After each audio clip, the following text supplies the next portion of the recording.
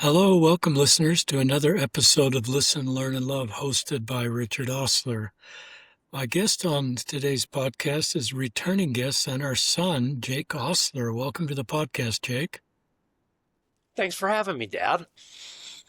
Really glad to have you. Jake is the co-founder of IPA, International Protection Alliance, and we had Jake on episode 792 to talk a little bit about International Protection Alliance and all the work they're doing. But one of their focuses is online safety for youth, and specifically sextortion and other ways that youth, because they're online, can be extorted.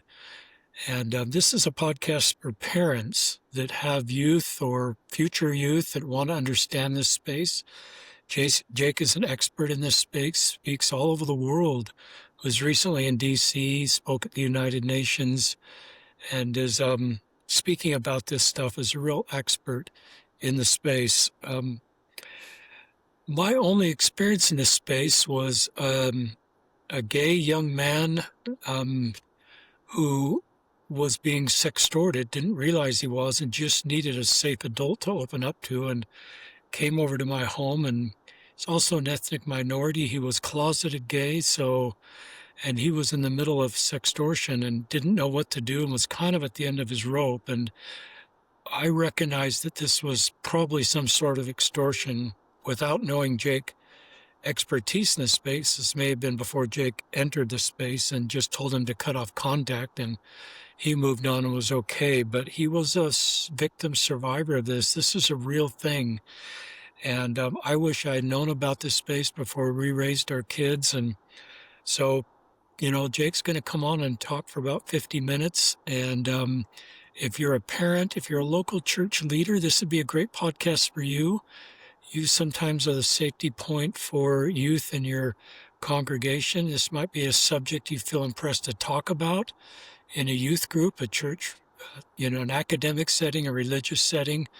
It's for anybody that really has stewardship responsibility for youth, to give you the skills to know how to help them.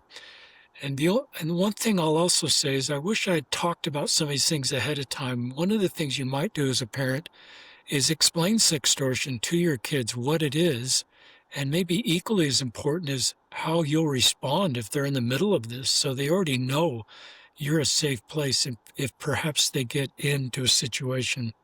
So with that, I'll turn it to our son, Jake Ostler, who I'm immensely proud of and glad to have on the podcast. Well, thank you. And thank you. It's good to be here. And yeah, like my dad said, today we're going to focus mostly on sextortion. So I work as a therapist with people who've been through that, as well as with parents and guardians who their children recently had a sextortion experience. My background is in global social work, and then I do most of my work with survivors of different online sexual exploitation. People whose abuse was filmed and distributed, people who went through sextortion, people who had AI created of them doing sexual things, and that was shit. And that's who my therapy client is. And this is my office. I'm in Mill Creek, Utah. And so sextortion specifically, I'm going to describe it small, and then we'll talk about kind of on a larger scale and how it's affecting kids in Utah. Sextortion is basically a scam where they direct message or gain access to kids and teens mostly, and they engage with them pretending to be a romantic interest, a potential partner. They get them to send a nude image, and then they blackmail them with that image. Boys are targeted more for financial sextortion, where once they're messaged, once they're targeted, what the person wants from them is money. And they want Visa gift cards, wire transfers, Western Unions, photos of other gift cards, like all that kind of stuff. That's one of the reasons when you go to places like Target and you see all the gift cards, it'll say, like, is someone on the internet, like a stranger, requesting you to buy a gift card for them. They may not be who you think they are. And then it tells you to ask for help. Places like that, they put up signs because this is a massive issue. And those are really untraceable. Once you buy the gift card and you set up a picture, they can cash that in, and it's really hard to figure out where that went. As far as girls are targeted more for what's called sadistic sextortion, where they're targeted for either morbid imagery, they're told to self-harm, they're told to hurt others. There's a group called 764 that's been designated as a terrorist organization. I believe it was started out of Texas, which is how it's got its name, was the area code 764 was part of like the first digits in that area code. And they're a global ring that targets primarily teenage girls for self-harm and violent videos. And sextortion as a whole, the perpetrators are very rarely where the victim is. So to give you some stats for Utah, last year between January 1st and early December, there was over 4,000 cyber tips sent related to sextortion, just of victims in Utah. There was over 125 victims identified in Utah. Over 284 total people were arrested, and the majority of those were not in Utah. And the most dangerous apps for kids were Snapchat, Be Real, Instagram, Roblox, and Discord. Now, that doesn't mean that those apps are inherently worse than other apps. It just is where kids and teens are. And every app that has a messaging function, I tell this to parents, if your kid can reach out to somebody else, someone else can reach out to your kid. And Snapchat's own data, like their own internal information, showed that over a third of kids who engaged with a sextortion scammer ended up sending a compromising photo. And so it's not hard for these scammers to gain access to kids and to get them to do things, to send nude images, to send explicit images. And so this is a massively growing problem that often results in suicide. And you can read news stories about this. If you Google sextortion Utah suicide or your state, you'll see news stories that talk about people who lost their child to suicide as a result of a sextortion scam. Sextortion as a whole, the scammers often encourage suicide as a control or scare tactic, where they want the victim to feel like there's no good option. They don't have a way out. And encouraging suicide is a way to make a victim feel like it's either death or I send money. It's death or I send nude images. And they'll tell them that other kids have killed themselves. And if they tell them to Google it, that's what teens will find. In Utah, we've had cases where the time from the first direct message to a completed suicide was less than an hour. We've had cases where that's been 5 hours, been 7 days. Utah actually just passed a law specifically criminalizing encouraging suicide during a sextortion scam and adding additional criminal penalties. We'll see what that looks like on the enforcement side, how that works logistically. Getting a law passed and then getting a law successfully prosecuted are not the same thing. So we'll see kind of how that shows up. That just passed last month. So it's very, very new.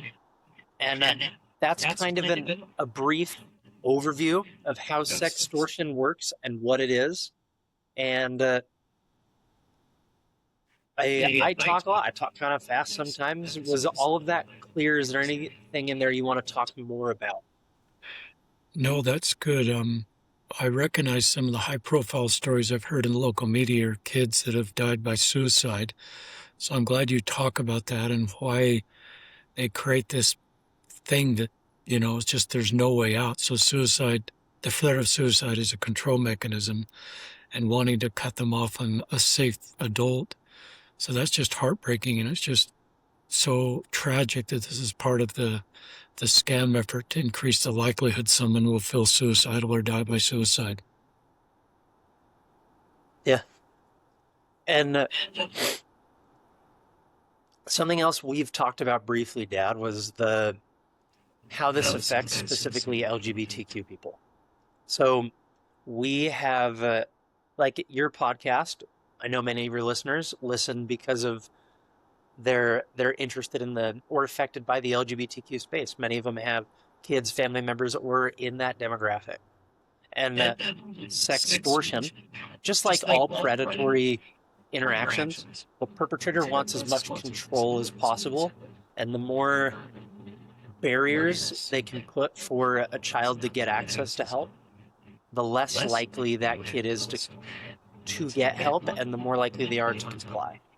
And so for many kids, like this is very, very normal for teens to go online and to engage in romantic discussions, looking for connections, sexting, trading nude images, all that kind of stuff is becoming increasingly common. And if you think that's not common among kids in your neighborhood or age, your group or school, like go do some research. It's like it is incredibly common. The vast majority of kids engage to that in some degree. And one of the big barriers that LGBTQ youth face is they may not be out yet. And so their scammer may have posed as a male, and they would be a male, and their parents don't know that they're interested in men, and all that comes with that, with coming out. And now they're getting blackmailed. Part of that is they're threatened to be outed, and part of their getting help is they have to out themselves to their parents, where it's not just, oh, I need help because I'm being scammed, because I'm being blackmailed, because I sent nude images online, right? Like those are already hard enough things to tell your parent. Now make that your coming out story. Make that your coming out experience where you're like, and it was me with a guy.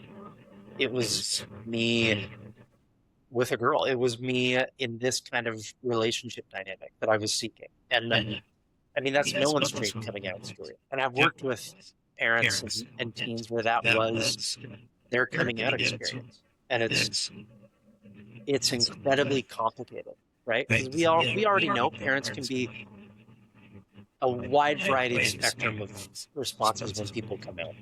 Communities can be a wide variety of responses. And going out and asking for help from your parents and making that your coming out story, and then going to the police and telling them, and then the risk of scammers often threaten to release those nude images, those messages, all that kind of stuff. And it's a threat they often go through with. Like they'll do it. It's not just, oh, I am threatening. Like they'll often do it. And a lot of these scammers, like they're outside of the US. And so getting any kind of law enforcement action is really, really complicated. It involves multiple agencies across multiple jurisdictions and countries and all that stuff, and being able to find them. And so that is a very big risk factor with LGBTQ specifically. And Jake's connection, we have this connection because Jake is, the father of two. When we're recording this podcast, he's the father of one, but by its time it's released, he'll be the father of two, and he's married to Deb Dayton, Allison Dayton, the founder of Lift and Love daughter. So both of those are terrific allies in this space. And I'm glad that you bring your LGBTQ ally lens to this discussion. Super helpful, Jake. Just keep sharing. Yeah. And so a lot of what I talk about with parents is, okay, like this is the issue. This is something your kid may go through, and it's really scary. So how do I talk to my kid about it? How do I prepare? How do I, like, when do I start talking about it? And the answer of when you start talking about it and what you tell them is going to be a little different. When you talk about it is when your kids are starting to use any kind of online platform. If they're playing video games online, if they're using Roblox, if they're using webkins, if they're using an iPad that has a messaging system, right? Like wherever your kids go online, that's where predators will be. That's where they want to be. They want to access your kid. And so if your kid is going there, that is the time to start talking about it. And it's unrealistic of parents to have to know everything about every app and website and platform to help protect their kids. It's an unrealistic feeling. It's not necessary. And these apps change too much, right? Like Instagram, as an example, just went from encrypted to unencrypted messaging. And if you didn't clock that, like now Instagram can read your messages and AI can read your messages and all that kind of stuff. And Then you have the opposite end where other platforms are encrypting your messages. And there's all this stuff that changes super fast. And you don't need to know all that to talk to your kids about online safety. What I use an analogy like driving or a car. So when you're going to put your kid in a car, you go through all of this information. You go through rules of like when do you put on your seatbelt? How loud do you have your music? What do you do in the car? What don't you do? What are red lights? What are green lights? How do you identify a drunk driver driving towards you? What do you do if someone around you has road rage? Like you have all of these discussions and help a kid prepare for when they're going to get on the road. And you don't have those discussions the day you buy a car. You have those discussions well before they're in the car, right? And you don't have to tell them everything about drunk drivers for them to know how to identify them and that they're dangerous. You don't have to teach them why people bitch drink, like how about alcoholism. You don't have to teach them those things. You just teach them what a drunk driver is and what the danger is. Now, putting your kids online, what are your green and red lights? What is wearing your seatbelt, right? Privating your accounts.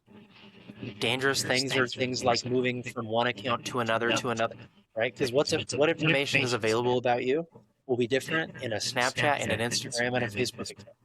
And so predators want to move from one account to the next to get more information about you so that they can groom you.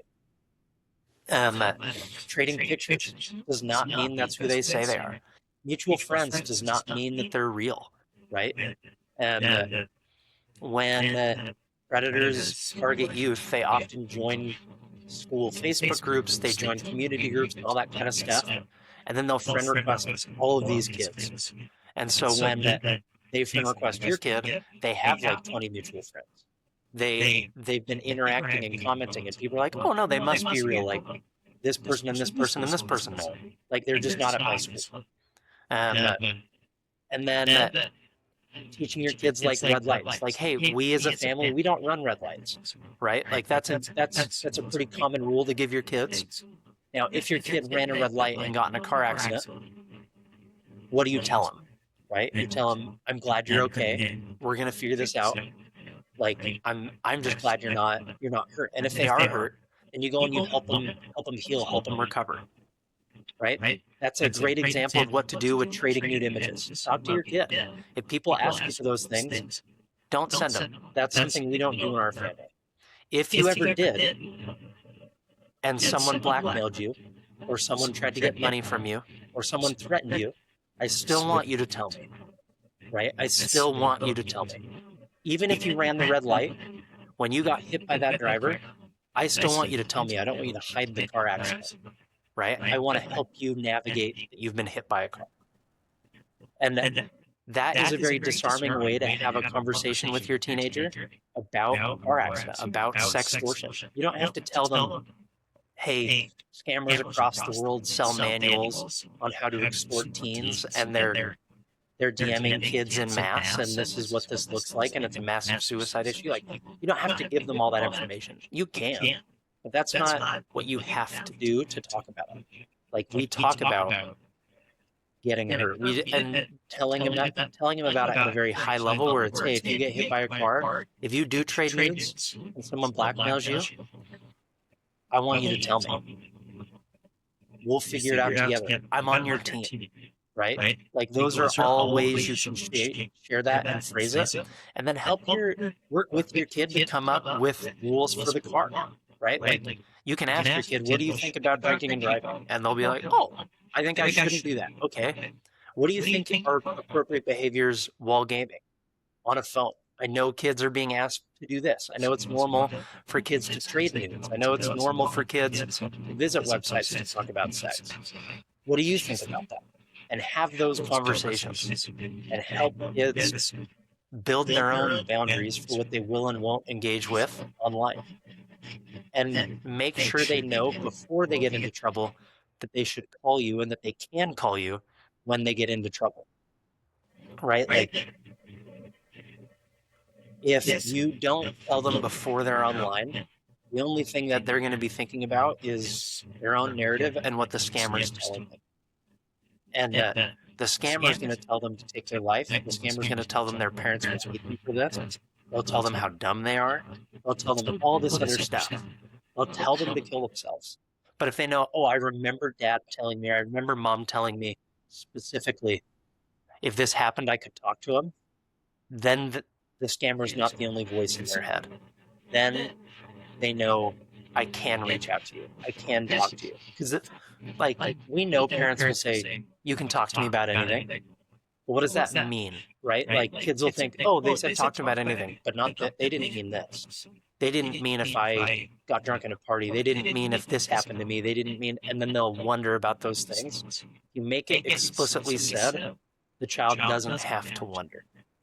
And I also tell parents this, no matter how well you prep your kid to drive, they can still get hit by a drunk driver.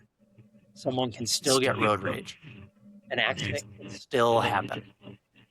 And putting your kid online is dangerous.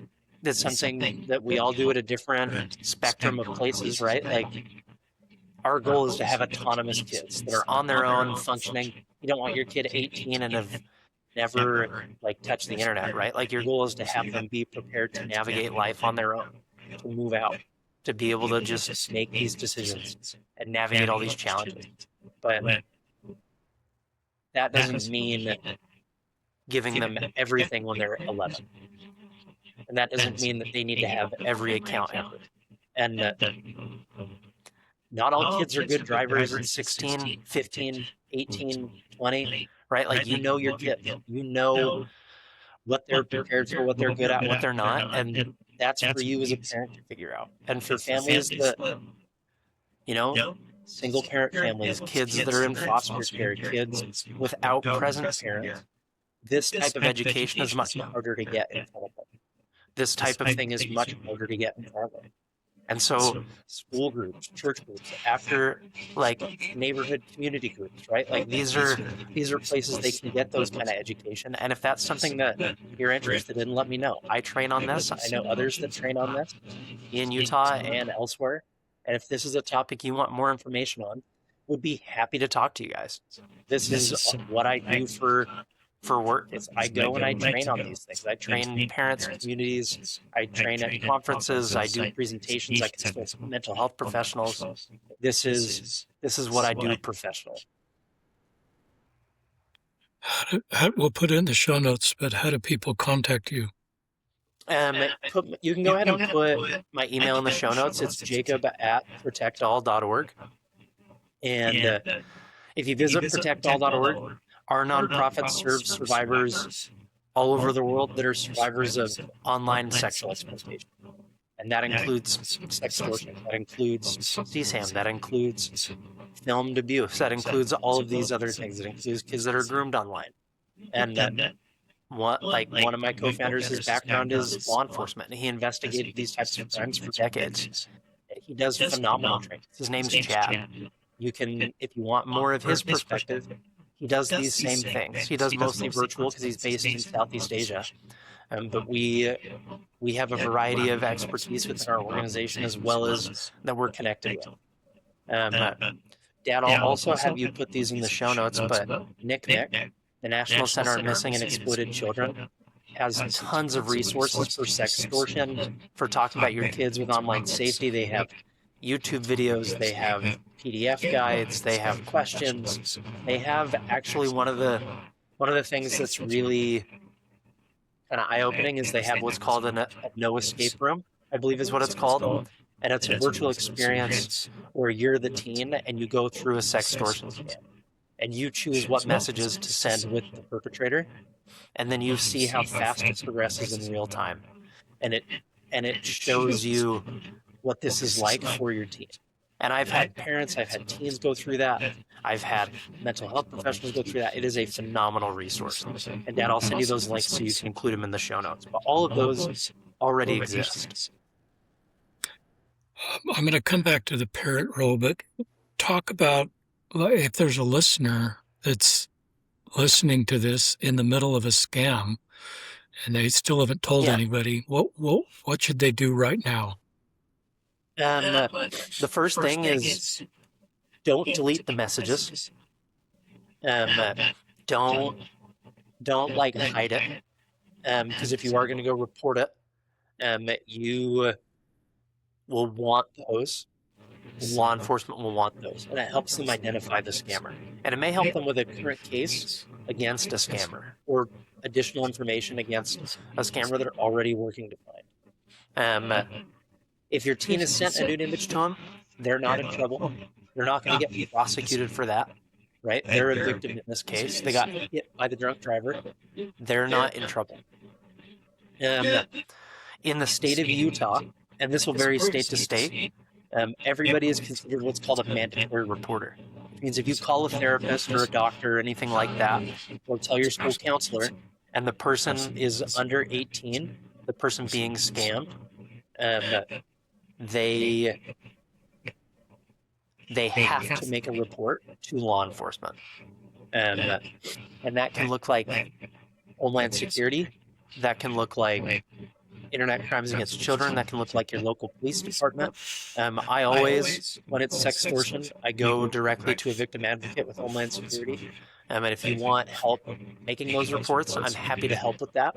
If you shoot me an email, I'm happy to facilitate that connection.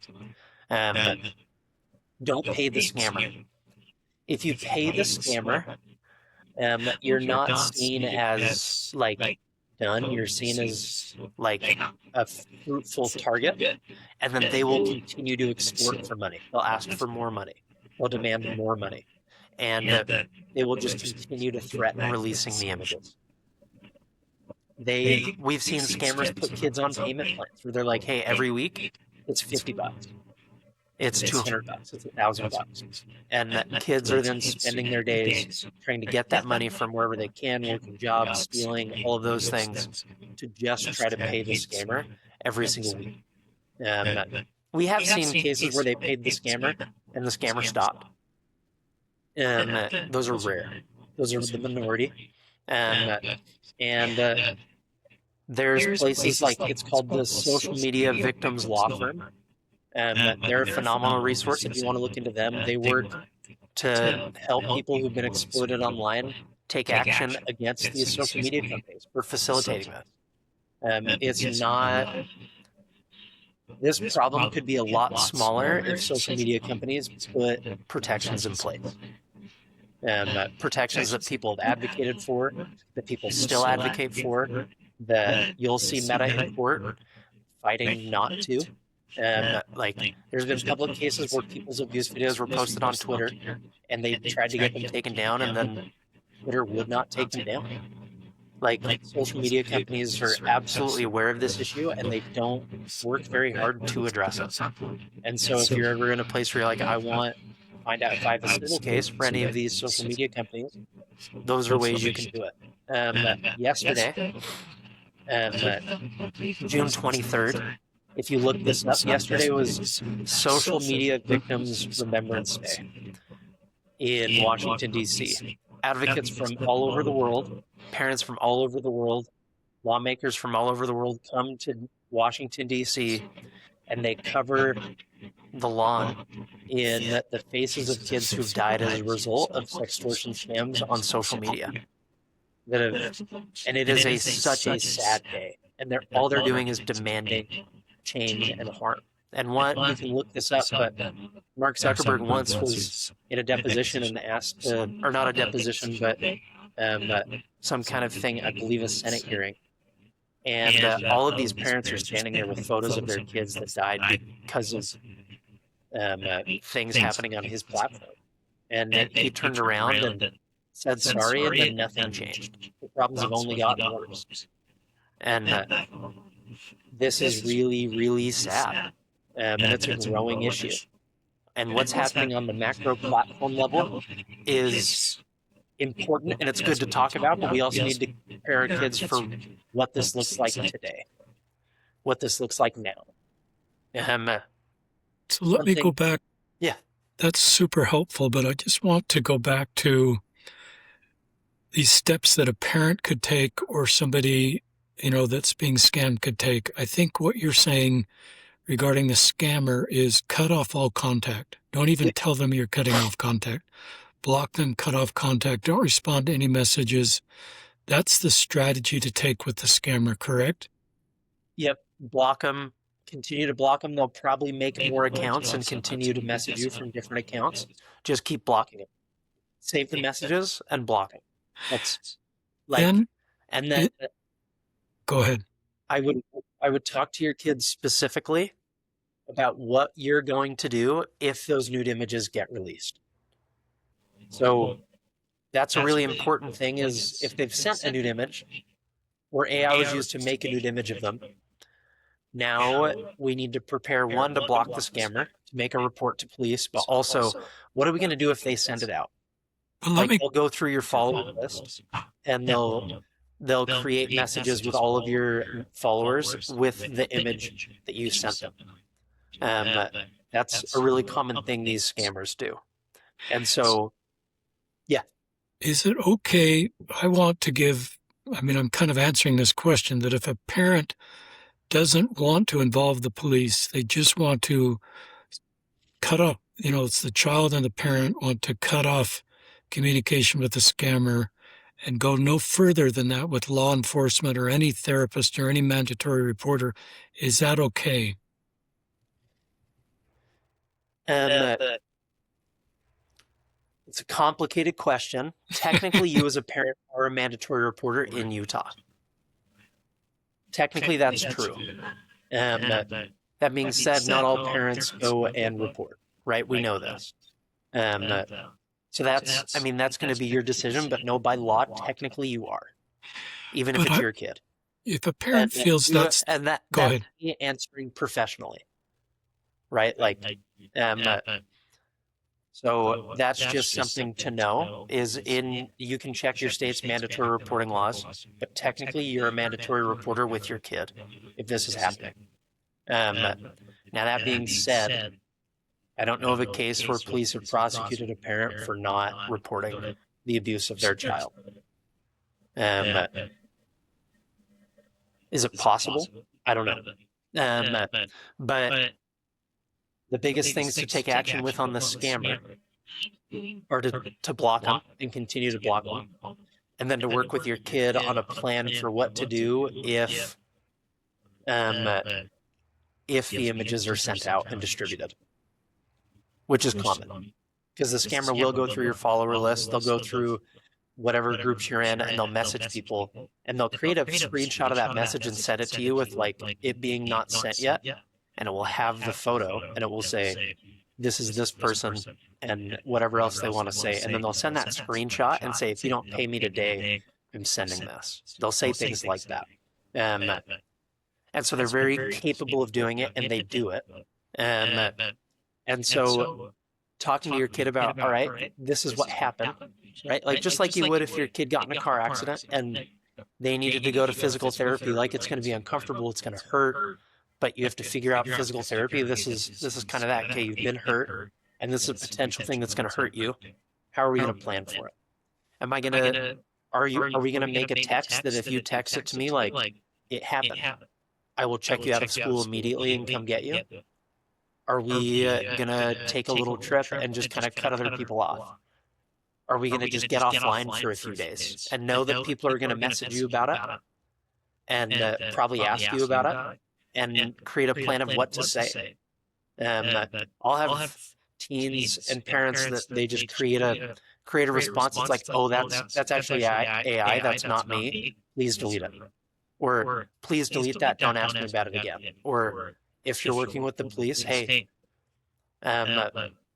please let me connect you with this law enforcement agency, so that they can gather this as evidence of what happened to me, right? There's a variety of responses, but creating an active plan with your kid on what to do if those images are distributed can help your kid, one, feel more in control, but also it gives you guys a specific plan together where there's a big risk of suicide at that point. There's a big risk of self-harm at that point, of the time when not only they're being scammed, but when those images are distributed. And so creating a plan around that, what you will do, what you won't do, when that happens and if that happens can help your kid feel more in control of the situation. Does that make sense? Yeah, that's actually super helpful. Just to go back to the beginning of the segment, listeners, I love the way Jake framed this up as driving a car and car accidents and drunk drivers. And the whole principle there is as a parent, we're creating a safe place for our kids. But to your point, we've got to go one step further and just say, I'm a safe parent. I think what Jake is saying, you're giving specific examples like, sextortion and relating it to car driving. So the kid knows, your son or daughter or whoever you have responsibility for knows that you can handle this conversation. I think they're less likely to be sextorted because you have the conversation. But if they are, they know that they'll think of you first and they already know how you respond. And it's part of this theme that I've talked about in the podcast a lot is what we can do as parents to create a safe culture. And Jake has just hit a home run explaining that. And we can scale what Jake said into lots of other areas that our kids may get involved in that are, not consistent with the family rules. So, sending nude pictures would not be consistent with our family rules. Drugs and alcohol, viewing pornography, cheating at school would not be consistent with our family rules. But our best days as parents were when our kids opened up to us about the realities of their lives. And we were able to walk with them in these difficult moments. And those are the tender parenting moments that you hope that your kids aren't walking alone and you're walking with them. And you can help them in the way Jake is talking about. So I thought that was just terrific to frame that up. And the part I've never heard before is the part you just finished with, okay, if this all goes bad or whatever, we're going to have a plan in place. What a great idea. I think the anxiety then for the kid can be muted a little bit because the brain can run pretty far. But if you talk about even the idea of just, telling everybody this was AI, that's awesome. Checking the kid out of school, that's awesome. So I thought that was great. As a parent, Jake's coming at this from a therapist standpoint. As a parent, I would still say, Jake may disagree, that I think you have the stewardship as a parent to decide what you want to do with this. And I think you could, if you've cut off the scammer and the scammer's no longer involved and the pictures haven't been released, Jake may disagree with that, but I think you have a moment there to consider, should we go to law enforcement and have your kid buy into that decision or not? So there's going to be some nuance there between Jake and I. I'm not trying to get you listeners to agree with me or to agree with Jake. Just I'm seeing this through a parent lens, and Jake is seeing this through a parent lens and a core expertise lens, and probably the lens of, getting the bad guys out of the, off the grid so they're not doing this for future victims. But we have about 20 minutes left or so. Jake, you could comment on that, or you could just keep sharing things for our listeners. Yeah. I will say, people think reporting to law enforcement means a big drawn-out legal case. The majority of sextortion scams that are reported to law enforcement don't really go anywhere. And that's not because law enforcement doesn't care. It's because of how hard of a problem this is, right? Like, if you go to countries in like West Africa where the government's in a civil war, then, they're not that concerned with finding sextortion scammers. They're doing other things, right? And so those scammers, like law enforcement, is probably not going to get anything happening there. Nigeria has been really proactive about this and has even extradited scammers to the U.S. This is, like, people think if they report this kind of case or anything with law enforcement, that means it's going to be a long, drawn-out legal case. They're going to go to court. They're going to get deposed, like all this kind of stuff. It's usually what's called a child forensic interview, where law enforcement interviews the child about what happened in a way that it can be used in court or prosecution if it goes that far. And then they download the messages off the phone so they can try to identify the scammer. And for a lot of those cases, that's as far as it really goes. And then one of the awesome things that law enforcement does when you make that report is with the messages they pulled off of your phone, They put those photos into an internal database that's run, I believe, by the FBI. And then if your child's images are posted online anywhere, the FBI will work to take those down. And then and you can opt in to be notified if those images are shared. That's a service you can opt into. And so there's a huge benefit there where if you say, hey, this is me when I was 15, and you give that photo to police, they will opt that in with that database, and then they will go and they assign what's called a hash value to it. And that is used in their database to scan the internet. And this is more technological than I know how to describe. But essentially what they're doing is if that image or video is reposted, they're able to pull that down. And if you want to be notified about it, they can notify you. So that is a huge benefit to telling the police. Similarly, NickNick, the nonprofit I mentioned before, has a take it down service. And if you find your own images up there, you can provide them links and other things, and they'll work to take it down. If you Google, I'll have my dad put this in the show notes, but if you Google NickNick and take it down, you'll find that. That's one more benefit to working with law enforcement. And it's usually, honestly, it's usually not more than an initial report, except for in very fewer random cases. And I will also say, this, like, you won't always find out that this happened to your kid the moment it happens. Like, this can be things you find out 5, 10, 15 years later. Like, I worked with therapy clients who they were sex extorted a long time ago. And then, like, the police will find their image from someone they arrested, and then they contact them and let them know. And that's how they find out that their image was being distributed. Isn't because they saw it, it's because a decade later the police arrested somebody and then told them. And then they end up in my therapy office. And this problem, this situation isn't necessarily just the moment. Like, online exploitation differs from in-person because it continues and we don't have a super good way to stop it, right? Like, people will talk about how their abuse was filmed and then it was put on Pornhub, and they watched it get downloaded all over the world. And there's no way to get those videos back. There's no way to pull those back. There's no way to stop people from trading those, what we call peer-to-peer, right? We can get those videos taken offline, but people trading that and texting it to each other, sharing it in WhatsApp groups, that we can't really stop that. So with your kid and with those plans, when I work with people who've been through any kind of online sexual exploitation where footage of them was made, that's one of the things we work on is what are you going to do knowing that this is out there, knowing that it could show up again? What are you going to do if people send it to you or ask you about it, right? That's a common thing I work on as a therapist with clients. And it's an incredibly painful thing, and it's also incredibly normal in this lens of experiences. And on the AI note, AI can be an easy out to say, like, hey, I didn't make this.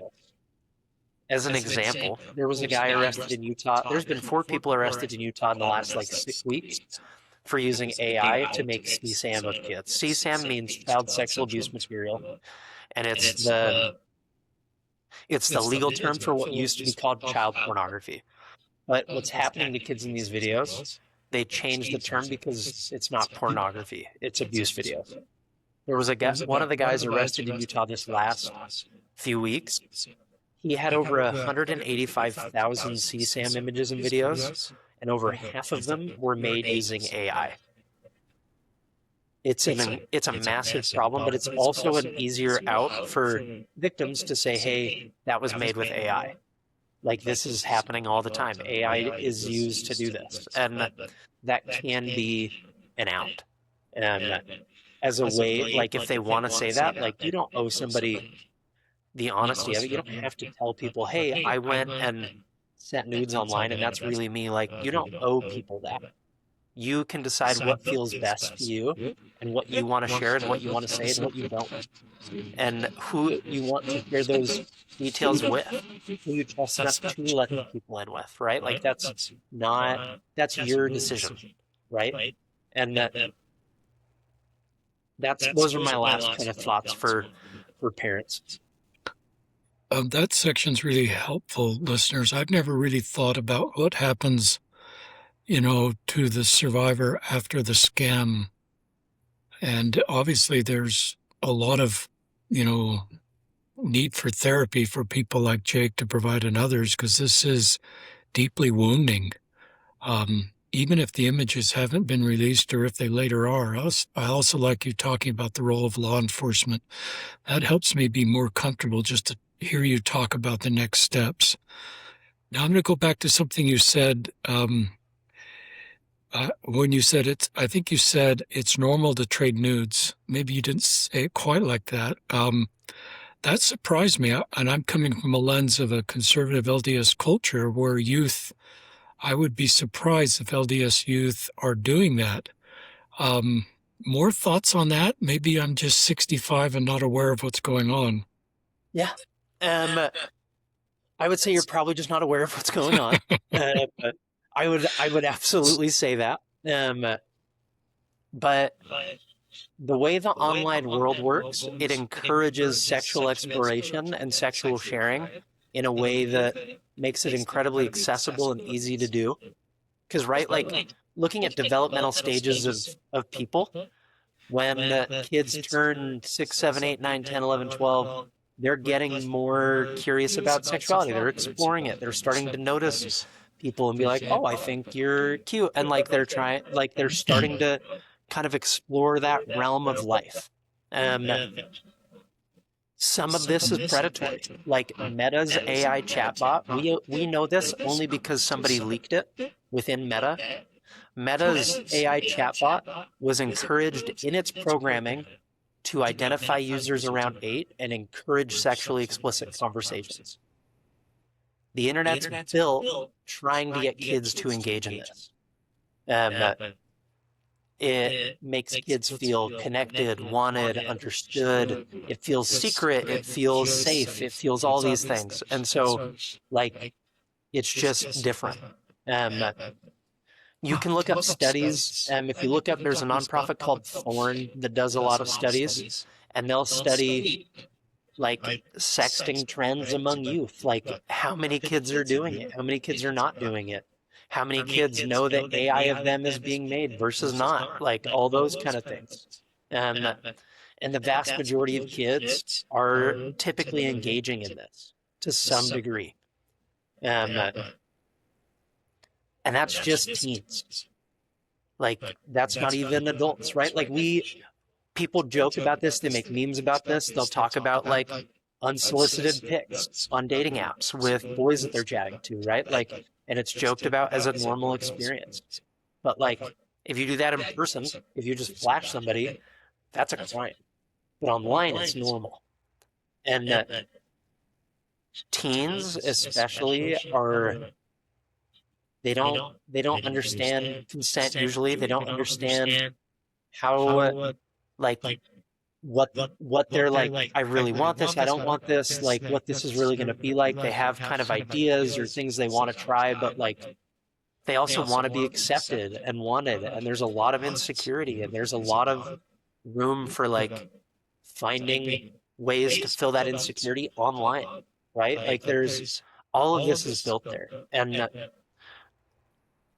it would be a risky decision to put your kids online without talking about these things specifically. And you don't have to ask them, hey, do you send nudes online? You can. You can ask them, hey, you can say things like, I know it's really common. Like, do you know if this is something your friends are doing? Is this something that you think is common? Am I wrong? And just let your kid tell you and give your kid the space to talk about it.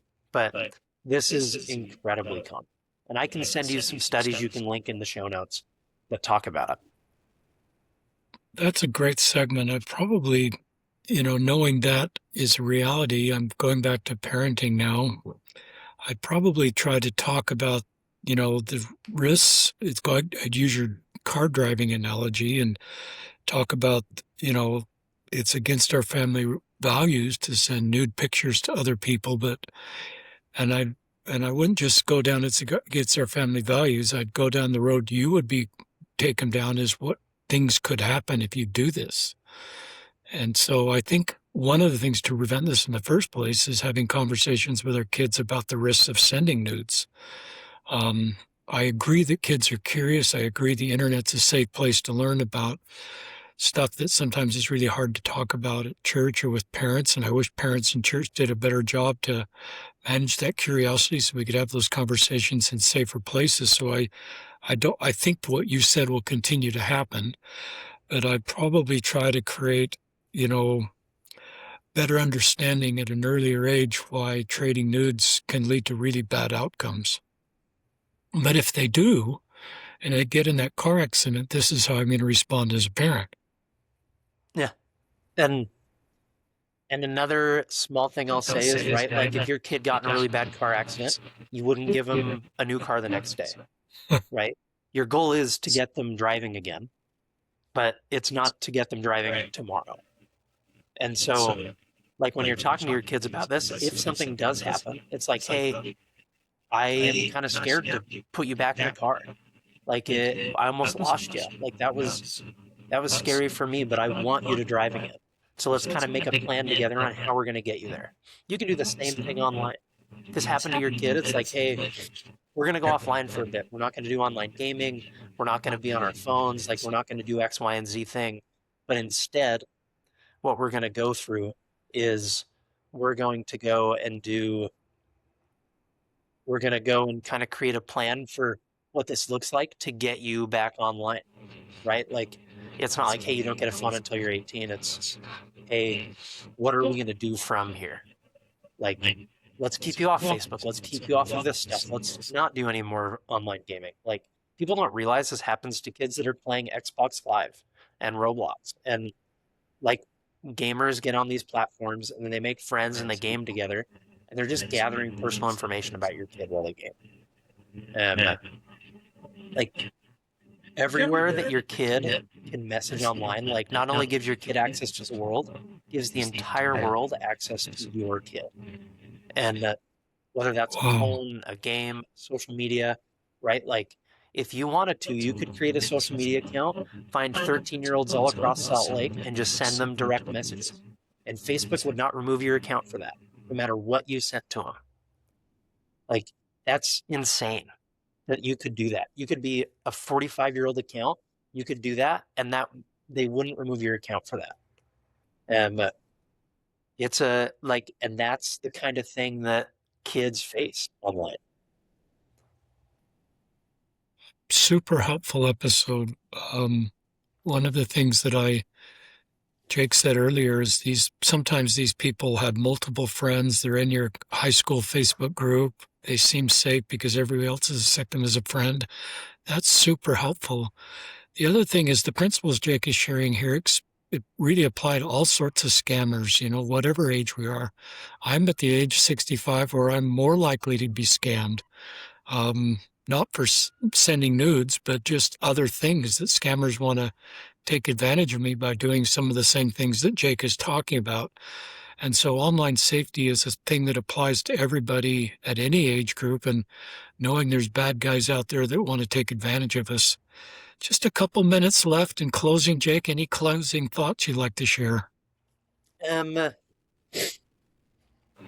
think my biggest thing is that you got this. Like if you're wanting to talk to your kid about it, or if it's something you've gone through or somebody is going through, like this is not the end of the world. There is so many good things in life, and this like the clients I work with, this is a painful thing, but this is not everything. It feels like everything while it's happening, but it's not. And there's a ton of hope, and there's a ton of good things, and there's a path through this. If you want to help us support survivors and get this education through here, visit protectall.org, follow us on our social medias. If you're in a place that you feel like we're an organization you want to donate to, donate. If you want to bring us in for a speaking engagement for like a company lunch and learn or anything like that, we'd love to be involved. Those are things we provide. And thank you for listening, for caring, and in addition to like everything else we talked about, just good luck. It's great. Thank you, Jake Ostler, co-founder of IPA. And thank you, our listeners, for listening to another episode of Listen, Learn, and Love.